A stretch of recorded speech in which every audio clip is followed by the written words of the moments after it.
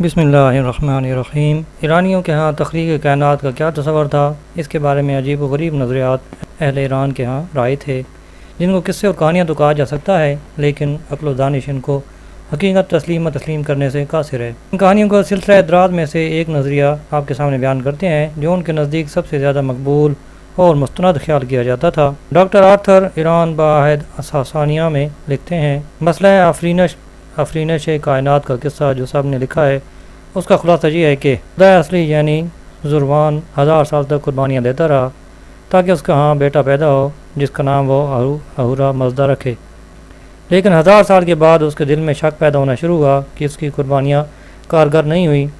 تب اس کے 2 بیٹے موجود ہو گئے، ایک اہورا مزدا جو اس کی قربانیوں کا نتیجہ تھا اور دوسرا اہرمن جو اس کے شک کا نتیجہ تھا۔ زروان نے وعدہ کیا کہ میں دنیا کی بادشاہی اس کو دوں گا جو پہلے میرے سامنے آئے گا۔ تب اہرمن اس کے سامنے آ گیا۔ زروان نے پوچھا، تو کون ہے؟ اہرمن نے جواب دیا، میں تیرا بیٹا ہوں۔ زروان نے کہا، میرا بیٹا تو معطر اور نورانی ہونا چاہیے، اور تو متعفن اور ظلمانی ہے۔ تب اہورا مزدا معطر اور نورانی جسم کے ساتھ پیدا ہوا۔ زروان نے اسے بطور اپنے فرزند کے شناخت کیا اور اس سے کہا، اب تک تو میں تیرے لیے قربانیاں دیتا رہا، اور اب آئندہ چاہیے کہ تو میرے لیے قربانیاں دے۔ اہرمن نے باپ کو اس کا وعدہ یاد دلایا کہ تو نے کہا تھا کہ جو پہلے میرے سامنے آئے گا اس کو بادشاہ بناؤں گا۔ زروان نے کہا کہ میں 9000 سال کی بادشاہی تجھے دیتا ہوں، لیکن اس مدت کے گزرنے کے بعد اہورا مزدا اکیلا سلطنت کرے گا۔ اس نظریہ تخلیق کائنات کے مطالعہ سے اس کی لغویت از خود اشکارا ہو جاتی ہے، جس پر کسی تبصرہ کی ضرورت نہیں ہے۔ جو اولاد کا محتاج ہو وہ خدا کیسے ہو سکتا ہے؟ جو خدا 1000 سال تک قربانیاں دیتا رہے اور اس کی امید بھر نہ آئے، تو ایسے خدا کی خدائی سے کسی مخلوق کی مشکل کیسے آسان ہوگی؟ 1000 سال کی قربانی کے بعد امید بھر بھی آئی تو عجیب انداز سے کہ 2 بیٹے پیدا ہوئے، ایک سراپا خیر اور ایک مجسمہ شر۔ اس خدا کی مرضی تو یہ تھی کہ میں دنیا کی مملکت سراپا خیر بیٹے کو دوں گا، لیکن مجسمہ شر بیٹا اتنا عیار نکلا کہ اپنے باپ کو بھی پچھاڑ دیا اور اس کو مجبور کر دیا کہ وہ کائنات کی زمام حکومت اس کے حوالے کر دے۔ ناچار اور بے بس زروان کو بادر نخواستہ 9000 سال کے لیے اس دنیا کی حکومت اہرمن کے سپرد کرنا پڑی۔ یہ طفلانہ قصہ صرف قصہ ہی نہیں تھا، بلکہ عرصہ دراز تک ایک باشوکت اور جبروت قوم کا عقیدہ بنا رہا، جس پر وہ پختگی سے ڈٹی رہی۔ ایرانیوں کے مذہبی افکار و عقائد، جیسے کہ پہلے بیان کیا جا چکا ہے کہ آریاؤں کے قدیم مذہب کی بنیاد عناصر طبی، اجسام فلکی اور قدرتی طاقتوں کی پرستش پر تھی، لیکن ان کے ساتھ جلدی نئے خدا بھی شامل ہو گئے۔ لیکن زرتشت کی دعوت کے نتیجہ میں انہوں نے تمام دیگر خداؤں کی پرستش کو ترک کر دیا اور خدائے علیم و حکیم اہورا مزدا کی عبادت شروع کر دی۔ لیکن زرتشت کی وفات کے بعد اس کے پیروکار زیادہ تر توحید خالص کے عقیدہ پر ثابت قدم نہ رہ سکے۔ پرسی اس کی وجہ لکھتے ہیں، زرتشتی جب ترک وطن کر کے بحیرہ قزوین کے مغرب میں پہنچے تو یہاں کی آبادی کو آگ کی از حد تکریم کرتے ہوئے پایا، کیونکہ جہاں آگ زمین سے شعلوں کی صورت میں نکل رہی تھی، اگرچہ ارد گرد کا کوستانی علاقہ برف کی چادر سے ڈھکا ہوا تھا، آگ کے شعلوں کا یوں بلند ہونا بڑا دلفریب منظر پیش کرتا تھا۔ بجائے اس کے کہ وہ اس کو اللہ تعالیٰ کی قدرت کی ایک بہت بڑی دلیل سمجھتے، لوگوں نے اس کو اپنا معبود بنا لیا، اور اس طرح زرتشتیوں کو آگ کا پجاری کہا جانے لگا۔ آج بھی آگ کے تقدس کا قدیم تصور باقی ہے، کیونکہ ایرانی پارسی آج بھی نہ موم بتی کو بجھاتے ہیں اور نہ جلتی ہوئی لکڑی کو۔ سگریٹ نوشی ان کے ہاں قطعاً ممنوع ہے۔ حیات بعد الموت کا عقیدہ آریوں کی قدیم اور بنیادی عقائد میں سے ایک تھا۔ ان کا ایمان تھا کہ مرنے کے بعد انسان کو زندہ کیا جائے گا، اور اگر اس نے دنیاوی زندگی میں نیک کام کیے ہیں تو اس کا ان کو اجر ملے گا، اور وہ ہمیشہ کے لیے جنت میں مسرت و شادمانی کی زندگی بسر کرے گا، اور اگر اس نے برے کاموں میں اپنی زندگی برباد کی ہے تو جب وہ زندہ کیا جائے گا تو ان گناہوں کی اسے سزا بھگتنی پڑے گی۔ جنرل سرپرسی ایرانیوں کے قدیم عقائد پر تفصیلی بحث کرنے کے بعد اس کا خلاصہ ان الفاظ میں بیان کرتا ہے، ہم نے آریوں کی اپنے اصل وطن سے نقل مکانی کر کے ایران پر قابض ہونے کا سراغ لگا لیا ہے، اور ایران کو یہ نام اسی وجہ سے ملا ہے۔ ہم نے دیکھا ہے کہ پہلے وہ اجڑ خانہ بدوش قسم کے لوگ تھے، عناصر فطرت کی پوجا کرتے تھے۔ جب ان میں زرتشت کی عظیم ہستی پہ ظاہر ہوئی تو اس نے ان کے اساطیری تخیلات کو روحانیت عطا کی اور ایک خداوند اعلیٰ و برتر کی عبادت کی دعوت دی، جو خدا ان صفات کمال کا حامل ہے جو عیسیٰ علیہ السلام کے خدا میں پائی جاتی ہیں۔ زرتشت نے ہی آریوں کو یہ درس دیا کہ روح غیر فانی ہے، نیز اس نے امید و رجا کا ایک ایسا پیغام دیا جو ازمن قدیمہ سے لے کر آج 20ویں صدی تک اپنے ماننے والوں کے دلوں میں امید کا چراغ روشن رکھے ہوئے ہے۔ اسی نے یہ تعلیم دی کہ خیر و شر میں جو معرکہ برپا ہے، انسان آزاد ہے کہ وہ خواہ خیر کے لشکر میں شامل ہو جائے یا شر کے علمبرداروں کے جتھے میں شریک ہو جائے۔ ہر انسان یہ بھی جانتا ہے کہ آخر کار خیر کو شر پر غلبہ نصیب ہوگا، جس طرح قید سالی کو ابر رحمت آ کر ختم کر دیتا ہے۔ سرپرسی کہتا ہے کہ میری ناقص رائے میں اس سے بہتر زرتشت کے مذہب کے اصولوں کو بیان کرنا ممکن نہیں۔ جس طرح ان کا ہر عمر رسیدہ شخص نعرہ لگاتا ہے، پاکیزہ خیالات، شائستہ الفاظ اور نیک اعمال۔ پارتھیا ایران کے دوسرے صوبوں کی طرح پارتھیا بھی ایک صوبہ تھا جو موجودہ خراسان اور استر آباد کی حدود میں واقع تھا۔ یہ ایرانی مملکت کا ایک حصہ تھا جہاں کے رہنے والے شہنشاہ ایران کو خراج اور دیگر واجبات ادا کرتے تھے، یہاں تک کہ ان میں ایک باہمت فرد ارساسس پیدا ہوا جس نے اپنی قائدانہ اور فاتحانہ صلاحیتوں کے باعث ایک آزاد مملکت کی بنیاد رکھی، جس کا آغاز سن 249 قبل مسیح میں ہوا۔ اس کی فتوحات کا سلسلہ وسیع سے وسیع تر ہوتا گیا، یہاں تک کہ اس نے رومی حکمران کے ساتھ جنگ کر کے رومی مملکت کا کافی حصہ زیر نگین کر لیا۔ یہاں کے باشندے کسی خاص مذہب کے پابند نہ تھے، دیگر جاہل اقوام کی طرح وہ اپنے اسلاف کے مجسموں کی پرستش کرتے۔ یہ لوگ بھی ہخامنشیوں کی طرح زرتشتیوں سے متاثر ہوئے اور دو ابدی خداؤں مزدا اور اہرمن کو ماننے لگے۔ مزدا نیکی کا خدا تھا اور اہرمن شر کا دیوتا۔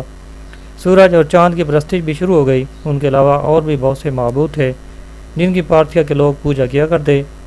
عام لوگ صرف اپنے آبا و اجداد کی پوجا کو ہی کافی سمجھتے۔ ہر اعلیٰ و ادنا خاندان کا یہ از حد قیمتی سرمایہ تھا۔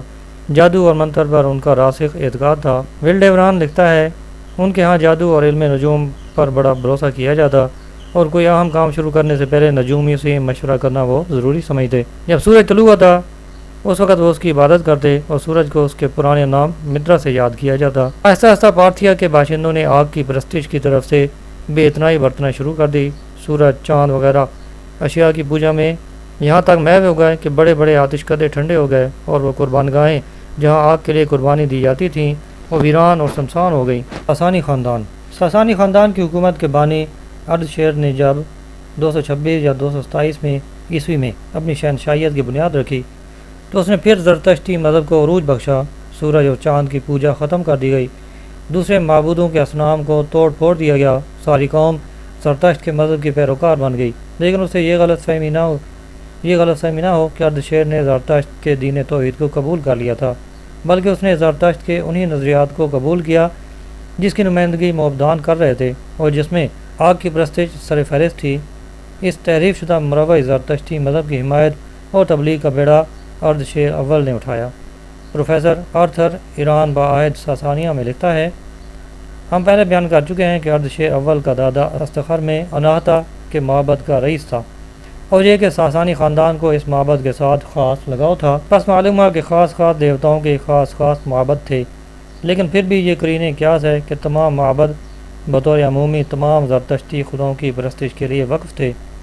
عبادت کی مرکزی جگہ آتش گاہ تھی جہاں پر مقدس آگ جلتی رہتی تھی۔ عام طور پر ہر آتش کدے کے 8 دروازے اور چند 8 پہلو کمرے ہوتے تھے۔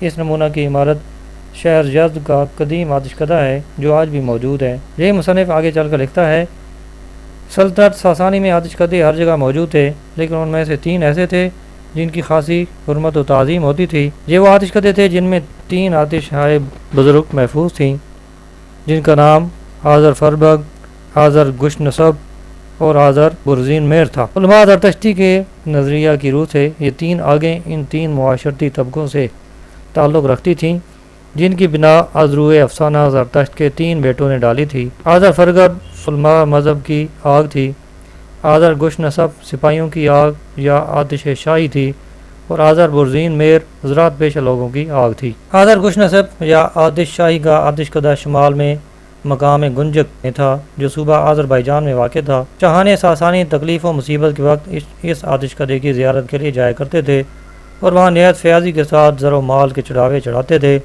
اور زمین و غلام اس کے لیے وقف کرتے تھے۔ بہرام پنجم نے جو تاج خاقان اور اس کی ملکہ سے چھینا تھا اور اس کے قیمتی پتھر اس نے آتش کدے آذر گش نصب میں بھجوا دیے تھے۔ خسرو اول نے بھی اس آتش کدے کے ساتھ اسی طرح کی فیاضیاں کی تھیں۔ خسرو دوم نے منت مانی تھی کہ اگر اس کو بہرام چوبیں پر فتح حاصل ہوگی تو وہ اس آتش کدے میں سونے کے زیور اور چاندی کے تحائف نظر کے طور پر پیش کرے گا۔ یہاں تک ہم نے مختلف ادوار میں ایرانی قوم کے مذہبی عقائد و نظریات میں جو تبدیلیاں رونما ہوئیں ان کا ذکر کیا۔ اب ان کی مذہبی زندگی کے ایک اہم پہلو کی طرف متوجہ کرنا چاہتے ہیں۔ ایران میں ایک مخصوص قبیلہ ماگی کو مذہبی اجارہ داری حاصل تھی۔ اگرچہ ان کے مذہبی افکار میں تغیرات رونما ہوتے رہے، لیکن تمام ادوار میں مذہبی پیشوائی کا حق صرف اسی خاندان میں مرکوز رہا۔ پروفیسر آرتھر لکھتے ہیں، مجوس یا مغاں اصل میں میڈیا کے ایک قبیلہ یا اس قبیلہ کی ایک خاص جماعت کا نام تھا جو غیر زرتشتی مزدائیت کے علماء مذہب تھے۔ جب مذہب زرتشت نے ایران کے مغربی علاقوں میڈیا اور فارس کو تسخیر کیا تو مغاں اصلاح شدہ مذہب کے روحانی بن گئے۔ وسطی میں یہ علماء مذہب آذروان کے قدیم نام سے مذکور ہیں، لیکن اشکانیوں اور ساسانیوں کے زمانے میں وہ معمولاً مغ کہلاتے تھے۔ ان لوگوں کو ہمیشہ قبیلہ واحد کے افراد ہونے کا احساس رہا۔ عام لوگ بھی ان کو ایک ایسی جماعت تصور کرتے تھے جو قبیلہ واحد سے تعلق رکھتی ہے اور خداؤں کی خدمت کے لیے وقف ہے۔ کیونکہ مذہبی قیادت میں ایک خاص قبیلہ کے افراد سے مخصوص ہو کر گئی تھی اور ملک میں عام جاگیردارانہ نظام تھا، بادشاہ کی طرف سے خدمات کے سلسلے میں امراء کو بڑی بڑی جاگیریں بخشی جاتی، اس لیے یہ دونوں گروہ ملک میں بااثر اور مقتدر شمار کیے جاتے تھے۔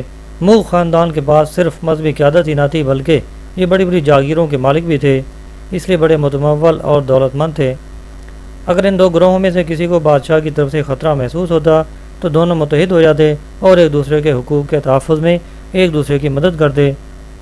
معبدوں کا انتخاب ہمیشہ قبیلہ مغاں میں سے ہوتا اور انہی میں سے معبد چنا جاتا جو ان تمام مذہبی رہنماؤں کا سربراہ اعلیٰ ہوتا۔ زرتشتی دنیا میں اس کی حیثیت ایسی ہوتی جیسے عیسائی کلیسا میں پوپ کی۔ مذہبی عظمت اور مالی اقتدار کے ساتھ ساتھ انہوں نے اپنا نسب نامہ ایک ایسی افسانوی شخصیت کے ساتھ ملا دیا تھا جس کی ایرانیوں کے دل میں بڑی عزت و توقیر تھی۔ اس کا نام منوش چتر تھا، جسے عام طور پر منوچہر کہا جاتا ہے۔ انہوں نے اپنی مذہبی مقام سے فائدہ اٹھاتے ہوئے اپنے دنیاوی اقتدار کو بھی مذہبی تقدس کا رنگ دے دیا تھا اور ہر شخص کی زندگی میں پیش آنے والے تمام مرحلے ماد سے لاحد تک ان کی نگرانی میں طے کیے جاتے۔ اس زمانہ کا ایک مشہور مورخ اگاتھیاس لکھتا ہے، ہمارے زمانہ میں ہر شخص ان کا احترام کرتا ہے اور بے حد تعظیم کے ساتھ پیش آتا ہے۔ پبلک کے معاملات ان کے مشوروں اور پیشگوئیوں سے طے ہوتے ہیں اور لوگوں کے باہمی تنازعات کا وہ غور و فکر کے ساتھ فیصلہ کرتے ہیں۔ اہل فارس کے نزدیک کوئی چیز مستند اور جائز نہیں سمجھی جاتی جب تک کہ ایک مغ اس کے لیے جواز کی سند نہ دیتا۔ معبدوں کا اثر و رسوخ محض ان کے روحانی اقتدار کی وجہ سے نہ تھا اور نہ اس لیے کہ وہ پیدائش، شادی اور موت، قربانی وغیرہ کی رسموں کو ادا کرتے تھے، بلکہ ان کی زمینوں، جاگیروں اور اس کثیر آمدنی کی وجہ سے بھی تھا جو انہیں مذہبی کفاروں، زکوٰۃ، نذر و نیاز کی رقموں سے حاصل ہوتی تھی۔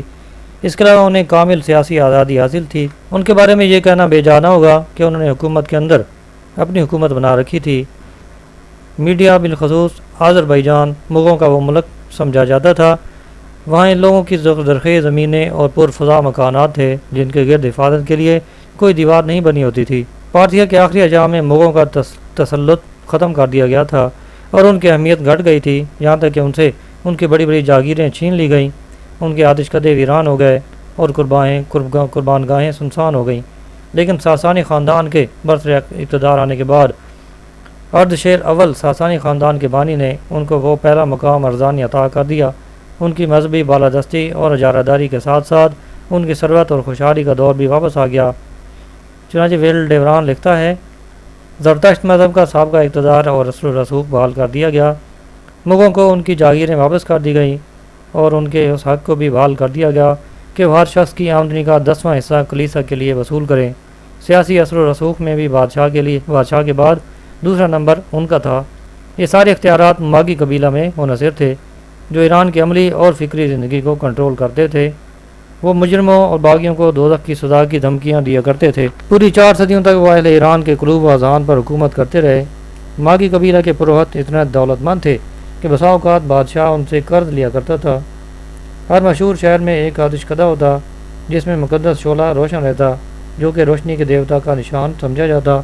شر کے دیوتا اہرمن کے مقابلہ میں کامیابی اس وقت ممکن خیال کی جاتی جب ماگی کی تائید انہیں حاصل ہوتی۔ صرف وہی روحیں پاکیزگی اور تقدس کی رفتوں کو پا سکتیں اور یوم محشر کی تکلیف دہ آزمائی سے نجات حاصل کر سکتیں اور جنت کی ابدی مسرتوں سے مالا مال ہو سکتیں جنہیں ان مذہبی اجارہ دار ماغیوں کی دعائیں اور امدادیں حاصل ہوتی۔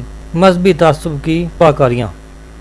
ایران میں ماغیوں کے غیر محدود اختیارات نے مذہبی تشدد کا روپ اختیار کر لیا، بڑی تباہیوں اور بربادیوں کا باعث بنے۔ مانی نے جب اپنے پیغمبر ہونے کا دعویٰ کیا تو ماغیوں نے اسے تختہ دار پر لٹکا دیا۔ یہودیوں اور عیسائیوں کے ساتھ ساسانی بادشاہوں نے ابتدا میں مذہبی رواداری کا ثبوت دیا۔ یہودیوں پر یورپ میں عیسائی جب مظالم ڈھاتے تو ابتدا میں یونانی مملکت میں آ کر پناہ لیتے، لیکن جب قسطنطین کے عہد میں رومن مملکت نے عیسائی مذہب اختیار کر لیا تو رومیوں اور ایرانیوں میں عرصہ دراز سے عداوت کے جو شعلے بھڑک رہے تھے، انہوں نے عیسائیوں اور ایران کے زرتشتیوں کے درمیان مذہبی عداوت کا رنگ اختیار کر لیا۔ شاپور دوم کے زمانہ میں جب بیزنطینی حکومت سے جنگ شروع ہوئی اور ایران میں بسنے والے عیسائیوں نے بیزنطینی افواج کی امداد کی اور ان کے لیے اپنے خیر سگالی کے جذبات کا اظہار کیا، تو شاپور نے 341 عیسوی میں ایرانی مملکت میں بسنے والے تمام عیسائیوں کے قتل عام کا حکم دے دیا۔ عیسائیوں کے تمام دیہات برباد کر دیے گئے اور ان میں بسنے والوں کو تیگ تیگ کر دیا گیا۔ بعد میں شاپور نے عام عیسائیوں کو تو معاف کر دیا، مگر پادریوں، راہب مردوں، راہب عورتوں کو ذبح کرنے کا حکم دیا۔ 16,000 عیسائی موت کے گھاٹ اتار دیے گئے۔ یزدجرد اول نے عیسائیوں کو مذہبی آزادی دی اور عصر نو گرجے تعمیر کرنے میں انہیں مالی اعانت بام پہنچائی۔ 422 عیسوی میں ایران کے پادریوں نے ایک کونسل منعقد کی جس میں ایران کے عیسائی کلیسا کو یونانی اور رومی عیسائی کلیساؤں سے علیحدہ قرار دے دیا۔ یوں ہر روز کی مصیبت سے انہوں نے نجات حاصل کی۔ خسرو پرویز نے اپنی پیدر پہ فتوحات کے باعث مغرور ہو کر عیسائیت کے خلاف پھر مقدس جنگ کا اعلان کیا۔ 26,000 یہودی اس کی فوج میں شامل ہو گئے۔ 614 عیسوی میں ایران اور یہودیوں کے متحدہ لشکر نے یروشلم پر حملہ کر دیا اور 90,000 عیسائیوں کو تہہ تیغ کر دیا۔ سارے شہر کو بڑی بے دردی سے لوٹا۔ یروشلم کے بہت سے کلیسا، جن میں کلیسۃ القیامہ بھی شامل تھا، ان کو جلا کر راکھ کا ڈھیر بنا دیا گیا، اور وہ اصل صلیب جو اس عیسائی دنیا کی مقدس ترین چیز ہے، ایرانی اسے بھی اٹھا لے کر اپنے ساتھ لے گئے۔ خسرو پرویز نے اس کے بعد اسکندریہ مصر پر حملہ کر کے اپنی فتح کا پرچم لہرایا۔ 617 میں اس نے کالسیڈن کے شہر پر بھی قبضہ کر لیا جو 10 سال تک برقرار رہا۔ یہ شہر قسطنطنیہ کے بالکل سامنے تھا اور ان دو شہروں کے درمیان صرف آبنائے فاسفورس کی تنگ پٹی تھی جو انہیں ایک دوسرے سے جدا کرتی تھی۔ پرویز نے عیسائی دنیا کے تمام گرجوں کو بھی کھنڈرات میں تبدیل کر دیا۔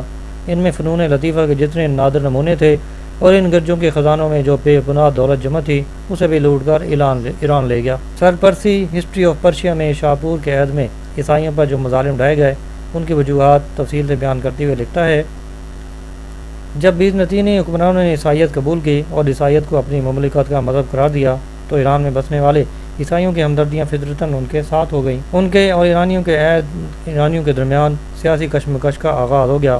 ایرانی حکمرانوں نے عیسائیوں کے خلاف جو فرد جرم تیار کی اس کی اہم نکات یہ تھے، عیسائی ہماری مقدس تعلیمات کو تباہ کرتے ہیں، وہ لوگوں کو تلقین کرتے ہیں کہ صرف ایک خدا کے بندے بنیں، سورج اور آگ کی تعظیم نہ کریں۔ نیز عیسائی لوگوں کو پانی کے ساتھ وضو کرنے کی تلقین کرتے ہیں، اس طرح وہ پانی کو پلید کرتے ہیں۔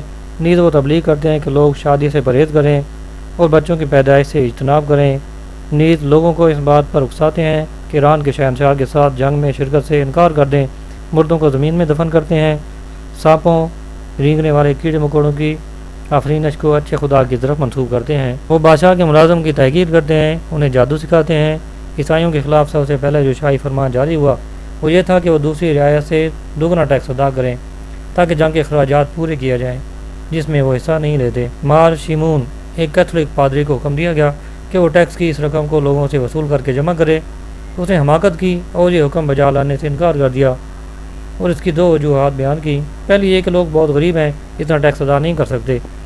دوسری یہ کہ بشپ کا کام ٹیکس جمع کرنا نہیں۔ اس کو اس کے بہت سے ساتھیوں سمیت گرفتار کر لیا گیا اور 339 عیسوی میں گڈ فرائیڈے کے روز مار شیمون 5 بشپوں اور 100 پادریوں کو سوسا کے مقام پر پھانسی دے دی گئی۔ عیسائیوں پر مظالم کی یہ ابتدا تھی جو اس کے بعد 40 سال تک جاری رہی۔ عیسائیوں کو بے دریغ قتل کیا جاتا رہا، ان کے کلیساؤں کو تباہ برباد کیا جاتا رہا، راہب مردوں اور راہبہ عورتوں کو خصوصیت کے ساتھ اذیت ناک سزائیں دی جاتیں کیونکہ یہی لوگ نمایاں طور پر ان جرائم کا ارتکاب کرتے تھے جن کا تذکرہ ایرانیوں کے تیار کردہ فرد جرم میں گزر چکا ہے۔ قیصر جولیان کے سالار جووین نے جب نصیبین اور 5 دوسرے صوبوں کو ایرانی قبضہ سے چھین کر رومی مملکت کے حوالے کر دیا تو عیسائیوں کی تعذیب اور اذیت رسانی کے شعلے پھر بھڑک اٹھے، اور جب تک شاپور کا طویل عہد حکومت ختم نہیں ہوا، بدقسمت عیسائیوں کو امن کا سانس لینا نصیب نہیں ہوا۔ عیسائی آبادی جو شاپور کے طویل عہد میں طرح طرح کے ظلم و ستم کا ہدف بنی رہی، اس کے مرنے کے بعد سے کچھ سکون نصیب ہوا۔ شاپور سوم نے ایک کیتھولک پادری کو ایک عہدہ کے لیے منتخب کیا، لیکن صحیح تبدیلی اس وقت رونما ہوئی جب یزد اول حکمران بنا۔ اس نے 409 عیسوی میں ایک فرمان شاہی جاری کیا جس میں عیسائیوں کو آزادی سے عبادت کرنے اور اپنے گرجوں کو عصر نو تعمیر کرنے کی اجازت دی گئی تھی۔ یزد کی اس نوازش کی وجہ یہ بیان کی گئی ہے کہ عراق کا ایک بشپ مسمى ماروتھا ایک سفارت لے کر بادشاہ کے پاس حاضر ہوا۔ بادشاہ بیمار تھا، اس نے دم کیا اور شفا یاب ہو گیا، اس لیے اس نے عیسائیوں کے بارے میں یہ رحم دلانہ رویہ اختیار کیا۔ سرپرسی لکھتا ہے کہ وہ اس حد تک اس بشپ سے متاثر ہوا کہ وہ بپتسمہ لے کر عیسائی مذہب قبول کرنے پر آمادہ ہو گیا۔ اس کی وجہ سے ماگیوں نے اس کو بدکار کے لقب سے ملقب کیا اور تاریخ میں وہ اس لقب سے پہچانا جاتا ہے۔ کچھ عرصہ کے بعد اسے خیال آیا کہ وہ عیسائیوں کی حمایت میں حد سے زیادہ تجاوز کر رہا ہے، چنانچہ اس نے ماگیوں کو اس بات کی اجازت دے دی کہ وہ عیسائیوں کا قلع کما کر دیں۔ چنانچہ آئندہ 5 سال عیسائیوں پر حد درجہ ظلم و ستم روا رکھا گیا۔